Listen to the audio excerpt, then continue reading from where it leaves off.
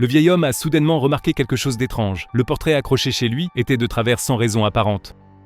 Il lui a semblé entendre un bruit et s'est précipité pour vérifier. Le pauvre voleur est reparti les mains vides, mais a découvert un horrible secret dans la maison. Juste avant, le vieil homme était sorti à l'invitation d'un ami. Il n'avait pas imaginé qu'à peine parti, le voleur s'introduirait chez lui. Cependant, ce dernier a vite réalisé que l'endroit n'était pas ordinaire. La pièce recelait de nombreux accessoires bizarres, ainsi qu'une liasse de photos à donner la chair de poule. Jack, le voleur, a eu une belle frayeur. Au moment où il s'apprêtait à ramasser les photos, son regard a été attiré par une faible lueur sous l'armoire. Il s'est approché prudemment, a ouvert le verrou à l'arrière du meuble et tiré la porte, révélant effectivement une pièce secrète. En jetant un œil par le Judas, la scène à l'intérieur l'a instantanément glacé d'effroi. Avant même qu'il ait pu reprendre ses esprits, le juge était déjà de retour chez lui. Semblant pressentir que quelque chose clochait, il s'est immédiatement précipité au sous-sol pour vérifier. Mais tout était en ordre. Seule une lampe de bureau était tombée par terre, poussée par le ventilateur. Soulagé, le juge est remonté, mais a alors constaté que le portrait était de travers. Heureusement, Jack s'était caché à temps sous le bac à fleurs, échappant de justesse au danger. Cependant, après s'être enfui de la maison, il est resté longtemps bouleversé, car dans cette pièce secrète, il avait vu de ses propres yeux un homme couvert de blessures, visiblement torturé. Après un intense débat intérieur, Jack a finalement décidé d'alerter la police. Le lendemain matin, 2 policiers se sont présentés chez le juge et ont demandé à inspecter toutes les pièces. Apprenant que le propriétaire était un éminent juge local, ils ont effectué une fouille superficielle pour la forme, puis s'apprêtaient à partir. Jack attendait anxieusement à l'extérieur, mais peu après, il a vu les 2 policiers ressortir les mains vides, manifestement bredouilles. En regardant le portrait de travers, le juge a eu la certitude que quelqu'un s'était introduit chez lui la veille au soir. Mais ce qu'il ignorait, c'est que Jack était revenu cette nuit-là et s'était caché dans l'armoire du sous-sol. Voyant le juge entrer dans la pièce secrète, Jack est discrètement sorti de l'armoire, a saisi un marteau en fer et s'est précipité vers la cachette.